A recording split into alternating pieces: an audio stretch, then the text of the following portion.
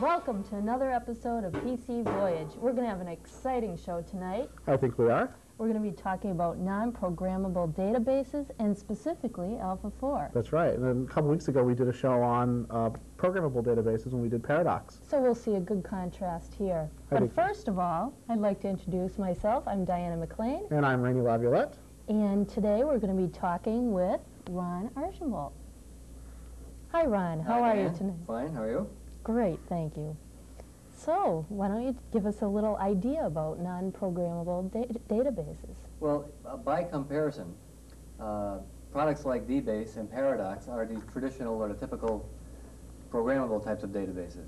If you are interested in putting together an application, you could use the C programming language if you are a programmer.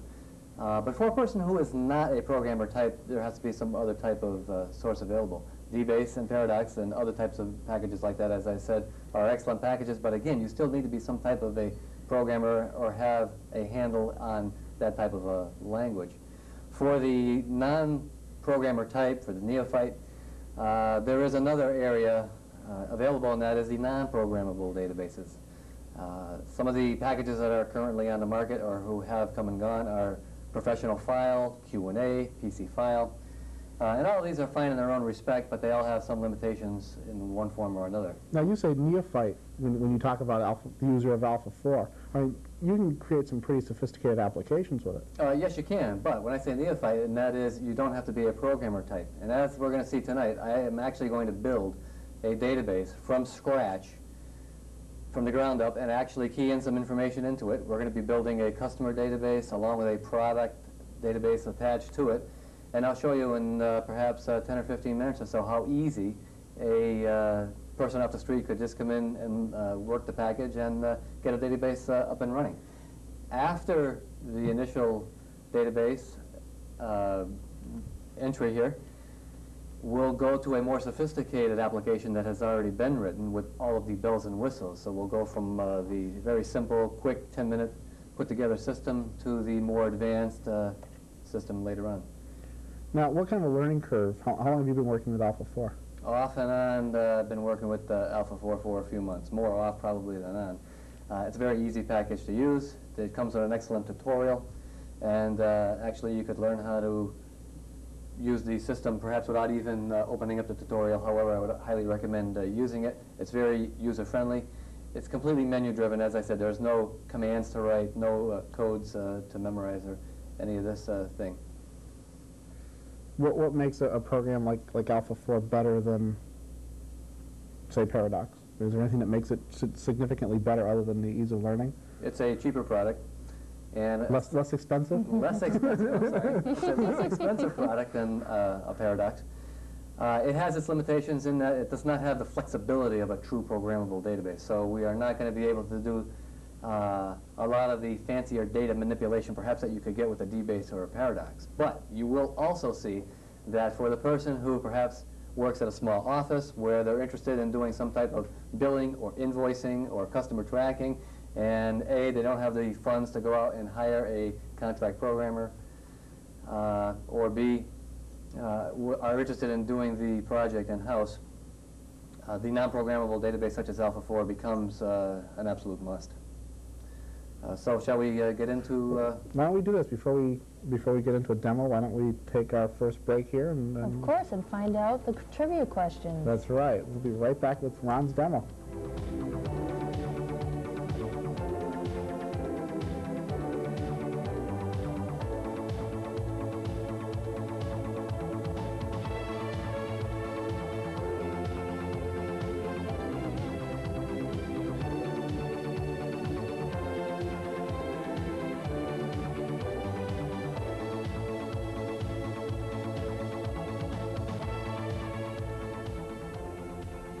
Hi, welcome back. Right now, Ron is going to show us how to build a database in Alpha 4 from scratch. Ron? Thank you. When you first execute the program, you're brought to the Alpha 4 main menu, and it's completely menu-driven. We're not going to have time to go through all of the fancy things that you can do, like print reports or print labels and things of this nature. I'm going to go right into the design of a database. So I'll select Database, Set, and Design. We'll move down, select Create a New Database. Now, It's asking me for the name of the database that I would like to build. I'm going to build a new one. I have a directory called PCV for PC Voyage. How apropos. And I'd like to build the names database. Now I'm going to build two databases. One contains the name, address, city, state, and this type of information for our theoretical customer base. We'll put in a description here of customer. And then we're also going to build a database containing the product information. We'll link the two together, and then we'll build a screen or the user interface. It's asking us for field number 1, what's the name of the field? We simply go through here and specify fields that we would like to have in the database. First thing I have selected is the ID, or identification. I'll explain more about ID as we go along. You have the option of selecting character, numeric, or date field under field type. I'll select N for numeric, and it automatically changes to numeric. You don't have to type it in. And the field length is going to be 3 with no decimal places. The second field I'm going to put in is FNAME for first name. It'll be character, and perhaps the first name of this user database, 10 characters is enough. You'll notice that the item that I selected for the previous field automatically is carried down to the next field, such as character and a field length of 10. So this eliminates typing on the user's part. Next field is last name, character. Well, we'll give him 20 spaces. We'll give him an address 1 of 20, an address 2 of 20, city, character. Perhaps 10 spaces or columns is adequate for the city. State will also be character, however I'm going to use a 2-position field for state. And of course zip. Now zip could be number, but for today's demonstration I'm going to leave it set to character, 5 characters wide. And that's the end of this particular database. So we'll simply hit F10, system will log that in. We're brought back to the main screen. I'm going to select database set design again. Create another database. Name of this database, again, is going to be PCV product. Now, is this actually, I noticed it's set under DBF. Is it actually creating DBase compatible files? That's correct. It is creating DBase compatible files. And that's one of the nice things about Alpha 4, and that is the native language of Alpha 4 is in fact DBase. So you can read and write DBase files, DBase databases directly, as well as export to DBase. So if your company has some sophisticated DBase programs perhaps, and you would like to massage or manipulate that data, you could do it with Alpha 4. Description, I'll put product again.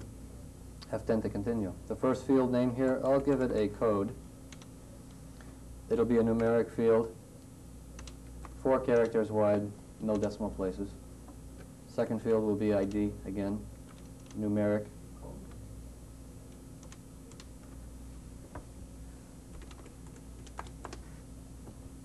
I'd like a field for the product, character, and perhaps the name of the product will be 10 spaces wide. A description, character, only now I'm going to give it 20 spaces for the description.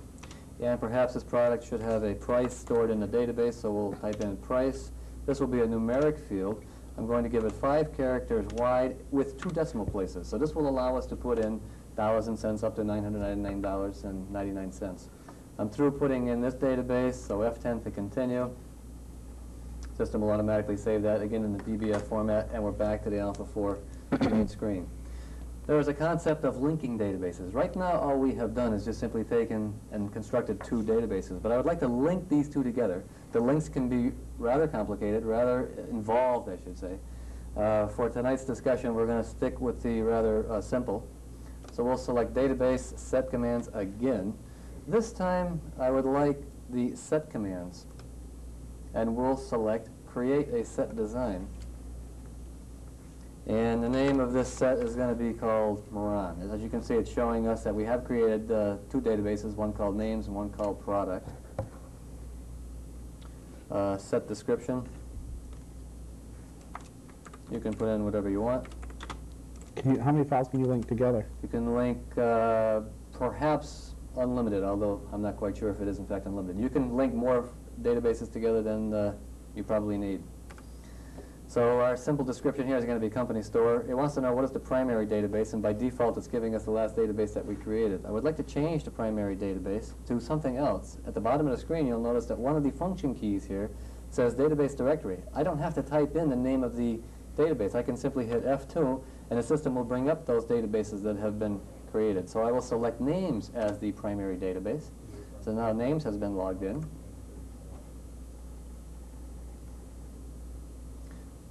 I would like to show all records. Filter and filter mode I'm not going to bother with, again, for tonight's demonstration. And F10 to continue. As you can see, the screen has been split. We're in the set editor. We have an upper half and a lower half. Names has been logged in as the primary database. And now it's asking me, what is the database I would like to link to the names database? Again, by hitting F2, it will bring up a list. It's showing us that names and product is available. I will select product. So now product has been logged in as the linked database. And it brings up a warning. It says, wait a minute, you can't link these two databases together. I don't have a common field to tie the two together. It says, would we like to continue and have the system automatically build an index for us? And this is important. Unlike DBase and some of the other programmable databases, you as the programmer have to know what you're doing. You have to know how to create an index. If the database data entry goes wrong for some reason due to an index, you've now got to go and search through your code and find out what went wrong. With Alpha 4, it's smart enough to let you know that you can't continue here without creating an index. So I'll simply hit enter. It's asking me for the index file name. I'll simply type in ID. We'll select table mode. And the field that I would like to link on, again, if I hit F2, it will tell me those fields that are available. These are the fields that we typed in earlier. Remember, this is something that we just typed in from scratch. I could select any one of these, but ID is the one that I'm interested in using as my linking field. We can have it be in ascending or descending order. I'll leave it default at ascending, and F10 to continue. The index description, I'm not going to bother with the description. It's showing us that the expression is ID. A filter, not going to bother with filter for tonight. Create index using all entries. And essentially let everything else default. And F10 to continue. So we've built an index. Now it's showing us that names, our customer names and our product are in fact linked together. The linking index is ID. The common field expression is ID. I would like to link to all records. And the rest I'm going to leave default. F10 to save. With Alpha 4, we can specify some rules when the data is going to be entered at the user's level. Rules such as, do I want to have the user type in a capital letter for the first name, perhaps, or can I have the system automatically put the capital letter in for him if he forgets to? So that's called field rules. We'll select database set design. We'll go down to field rules. I'm saying what rules I am going to specify here. We'll create and edit field rules. And it's showing us our database in the upper portion of the screen. Our names database, our product database. Remember, everything has been linked together under the category of Ron. I'm going to select a rule for ID. F9 says define a rule. Well, the rule that I would like to have for ID is I would like to have it automatically increment, so the user does not have to type in each customer number. So down here where it says increment, I'm going to say increment by records. And I would like to have it automatically advance, so I'll set that to yes. This means that it will increment by 1 each time a new record is put in. Are you with me on this? Right with you. Haven't fallen asleep yet. Okay. And that's all we're going to do on that one. And as you can see, it has logged in that the user entered field rule has been applied to the ID. I'll put in one more rule here. Actually, we'll probably put in a couple. I'd like to establish some rules for first name. So F9. And what I would like to have happen here is the first letter that the user types in, I would like it to be in caps. So case convert, the first letter only, and the rest of it I'm going to let default. For the last name, perhaps the user's not going to bother typing in capital letters, but maybe for this particular application, we would like to see the data for the last name being displayed in capital letters. So again, that qualifies as a rule. I'll hit F9. And under case convert, I'm going to say make the entire word capital letters. And F9 to log that in. In the secondary database, which was the product, perhaps the code is a 4-digit code. And I would like to have no number smaller than 1,000 entered, and no number larger, naturally, than 9,999. So I'd like one more rule established for this. So that falls under a range. And the range check, I'm going to say yes to the range check, and you'll notice that other items have been prompted here in light of the fact that we selected yes for the range check. So it says, what's the minimum value? Well, the minimum value I would like to have the user enter is 1,000, and the maximum value, perhaps, let's say it's 5,000. In this company here, we may not have a product code that goes any higher than 5,000. So if the user tries to enter anything other than a number between 1,000 and 5,000, he will be... Are you almost done here? They're getting antsy in the other room. They're getting no, as a matter of fact, I'm not. Okay, done with this. Now let's build our screen. So we've established the... Why don't we do this? They're really going bananas over there. Why don't we take a break? We'll come back and let you build your screen. Okay. Yeah, and find out the answer to the trivia That's question. right. This way here, Keith, maybe calm down a second. We'll be right back. Anatol's doing everything but jumping up and down over there.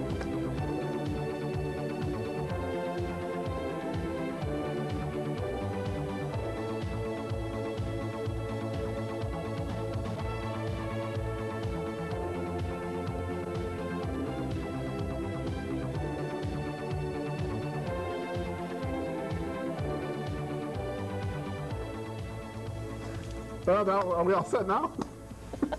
Yes, we are. Ron, is there any limitations to the size of an Alpha 4 database physically? I'm not sure, to tell you the truth. I'd have to look that one up. So it's you're probably going to run out of hard disk space before you run out of database space. Yeah, that seems reasonable. Now, have you been paying attention? No. Do you know what we did so far? Not a clue. We built a database. We built 2 databases. We brought the 2 together. Now, the question obviously is, well, how does the user type in this information? Okay. How does the user let's see. How does the user type in this information? That's what we're going to do. I'm glad you asked that question. First, we'd like to get ourselves to a blank screen and start building the screen. I want to move down to layout this time. And It's kind of cold outside. select You're not going to want to lay out. and select forms. We'll create and edit a form. I'll go with A. The form, Everybody needs a bad joke now and then. form description, we're going Yeah, to silly just co-host. simply go away. Now we're at a blank screen. Let's add some color.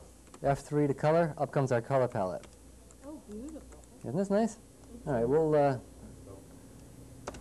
go with this color here. Chooses green. My favorite color? Okay, what we're doing now is we're building an area for our data to lie. You just simply move the cursor keys around and hit enter. Up at the top here, I'm going to put customer names. I'm not going to be too fancy with the colors, so bear with me on this. Down here, perhaps, is where we'd like to have the product information appear. Could you use the mouse with this? Yes, you can. But I prefer the keyboard.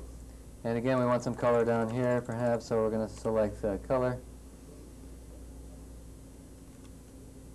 And we'll go in a nice, pretty shade of whatever this is. And yeah, that's about as much color as we need. Now, up here, let's do this. I'm going to put in the word first name. And I'm not being too careful about where I put these items in. You, of course, will be. Last name, city, oops, address. We could put in address too if we wanted to. City, and over here somewhere we'll put STATE and the zip. Now, all we're doing is simply typing in text on the screen, nothing fancy yet. I would have to now put in the actual database entry for it. So we'll select F2 for fields. I would like to select a field. It says which database would you like to select the field from. I'll select it from the names, and we'll put in first name. And that is where the data is actually going to be entered. F2, select field. From the names database, last name. Move the cursor over to the left, F2. What are we going to do, gang? Select field. From which database? Names and address. You're right. I notice it keeps bringing you down to the next one, too. It automatically brings you down to the next one. You don't have to fool around with the cursor. F2, select field from the database of names, and this is going to be city. I'm going to skip address number 2, and so on and so forth. F2, select field from names, state. F2, select field from names, zip, and we're done. Let's go down to here. F6 for a region, and I'm not going to get too fancy with the region. We'll accept what the system's automatically going to give us. I'm going to build a little frame inside of a frame here to jazz up the color. You'll notice that I'm not doing anything fancy, no typing, no programming or anything like this. Enter when we're done. F2, select the field with title from the product database this time, and I'd like to put in code. And there's our code. F2, select the field from product, and I would like to have the product name. F2, select the field from the product database, our description. F2, select field from the product database and the price. Bingo, the database is done. We're ready to start entering some information, yes? F10 to continue. Save. Now here comes the fun part. View and enter records. And here's our application complete. E for enter. System will automatically prompt us for the first name. I'm going to put in Ron. What's going to happen to the first letter R? Automatically changes to capital because that was a field rule. Last name, what's going to happen to it? Well, it should have turned all the caps, but it was just the first one. My apologies. And so on and so forth. Any questions up to this point in time? Are you going to be able to add more than one product per database here? Yes, you can enter a number of products. Now, I just simply hit the enter key. The system automatically brings me down to the product area. We'll put in a code of 78. What's wrong with 78? It does not fall into the range that I've specified, so the user cannot put in 78. The number that he perhaps wanted to type in is 1078.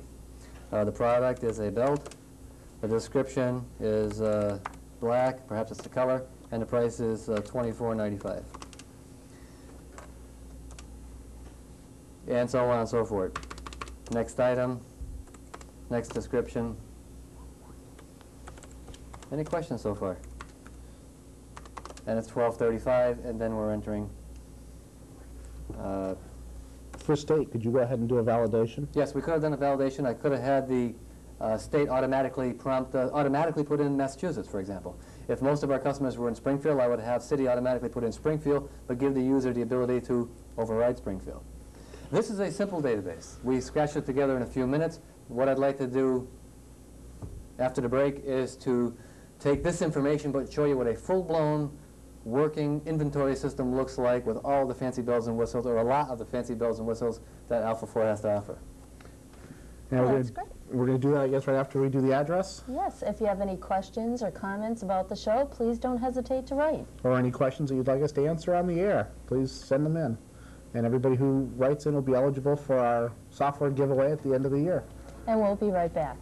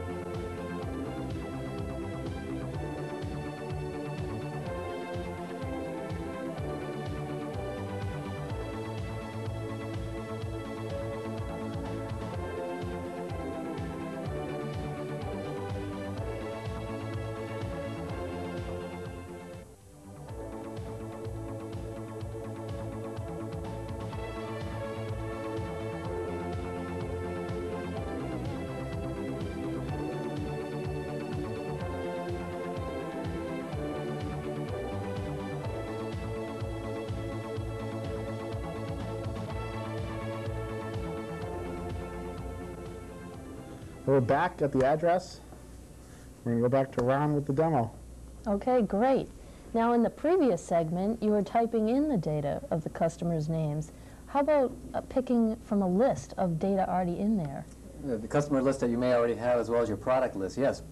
This application here that we have up on the screen is a fancy one that I'm going to show you in the next few minutes. It has a lot of the bells and whistles that you can get with Alpha 4. One of the things that you can do is substitute the traditional Alpha menu with one of your own. So this one here, the user has gone ahead and built an inventory menu, a customer tracking system, invoices, shipping, so on and so forth. What I'll do is clear this screen here, and we'll go into a data entry screen. You'll notice that when the system prompts us for customer ID, a little window pops up on the left-hand side. And here's our list of customers. I can simply select the customer, and it will automatically fill in on our form. We have the customer shipping address and bill to address, plugs in today's date. Ship via, how do we want to ship? Again, choices come up. I'll pick air, and there's a sub-level of choices again. We'll go with airborne. Who is the salesman? Another choice window pops up. We'll select the salesman in question, the terms, whether it be cash, FOB, so on and so forth. And so all of these little things are pre-built into the system that you do not have to type in. So if you were doing a system for a point-of-sale system, this would be perfect. This would be perfect, exactly. We've gone down now. The system is prompting us for the tax rate. I'll assume that the tax rate is 5%. Select the Enter key. System switches databases, and now it's going to bring up our child database or our product. So the first item is going to be number 1. Well, too bad we're not going to be able to see it. We're going to cut you off in mid-sentence. See, that's unfortunate. Well, I'm going to get a nice little list here in a second. That's all right. We had a nice little demo from you, Rob. Packed full of information. That's right. And that's going to wrap it up for this edition of PC Voyage. We want to thank Ron Archambault for being here and giving us such a great demonstration. That's right. Best demo of Alpha 4 we've ever had. Thank you. And for that, I'm Rainey Laviolette. And I'm Diana McLean. And we'll see you all next time on PC Voyage. Good. Nice job. Nice.